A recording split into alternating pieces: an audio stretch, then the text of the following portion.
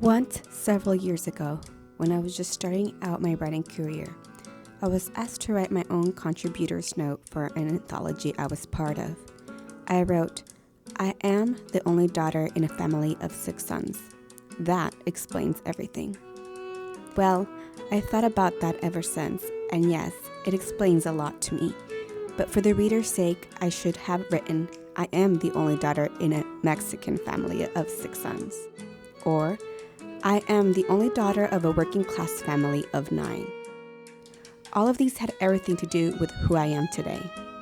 Being the only daughter in a family of 6 sons forced me by circumstance to spend a lot of time by myself because my brothers felt it beneath them to play with the girl in public. But the loneliness was good for a would-be writer.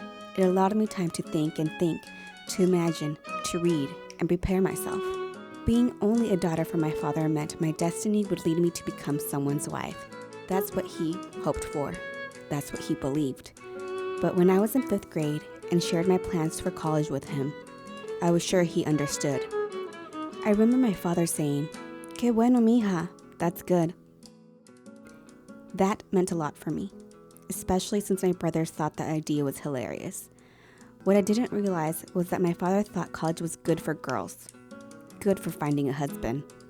After 4 years in college and 3 more in graduate school, and still no husband, my father shakes his head, and even now, he says that I've wasted all that time in education.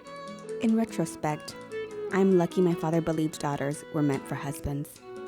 It meant it didn't matter if I majored in something silly like English, or after all, I'd find a nice professional eventually, right? This allowed me the liberty to ponder about little poems and stories without my father interrupting with so much as, "What's that you're writing?" But the truth is, I wanted him to interrupt. I wanted my father to understand what it was I was scribbling, to introduce me to as my only daughter, the writer, not as, "This is only my daughter, she teaches," es maestra, the teacher, not even profesora. In a sense, everything I have ever written has been for him, to win his approval even though I know my father can't read English words. My father represents, then, the public majority, a public who is disinterested in reading, and yet one who I am writing about and for, and privately trying to woo. When we were growing up in San Francisco, we moved a lot because of my father. He suffered bouts of nostalgia. Then we'd have to let go of our home, store the furniture with my mother's relatives, load the station wagon, and head down south to Mexico City. We came back, of course, to yet another San Francisco home, another San Francisco neighborhood, another Catholic school. Each time my father would speak to the parish priest in order to get a tuition break and tell him, "I have 7 sons." He meant 7 hijos, 7 children, and it translated to everyone, "I have 7 sons." For example, to the Sears employee who sold us the washing machine, to the short order cook where my father ate his ham and eggs for breakfast, he would tell them, "I have 7 sons," as if he deserved a medal for it. My dad, he didn't mean anything but a mistranslation, I'm sure. But somehow I could feel myself being erased. I'd tug on my father's sleeve and whisper, "Not 7 sons, 6, and 1 daughter, your only daughter." When my oldest brother graduated from medical school, he fulfilled my father's dream that we study hard and use our heads instead of our hands. Wasn't college an investment? And hadn't I spent all those years in college? And if I didn't marry, what was it good for? Why would anyone go to college and then choose to be poor? Especially someone who had always been poor. At Christmas, I flew home to San Francisco. The house was throbbing, same as always, hot tamales and sweet tamales hissing in my mother's pressure cooker, and everybody, my mother, 6 brothers, wives, babies, aunts, cousins, talking too loud all at the same time.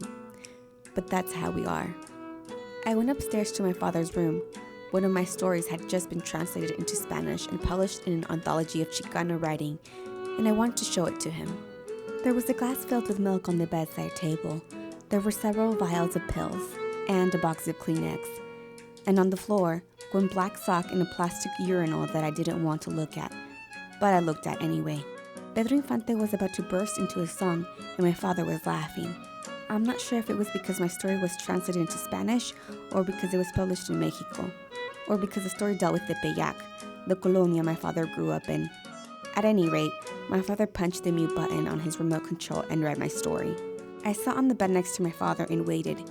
He read it very slowly, as if he were reading each line over and over again. When he was finally finished, after what seemed like an hour, my father looked up and asked, "Where can we get more copies of this for the relatives?" Of all the wonderful things that had happened to me last year, that was the most wonderful.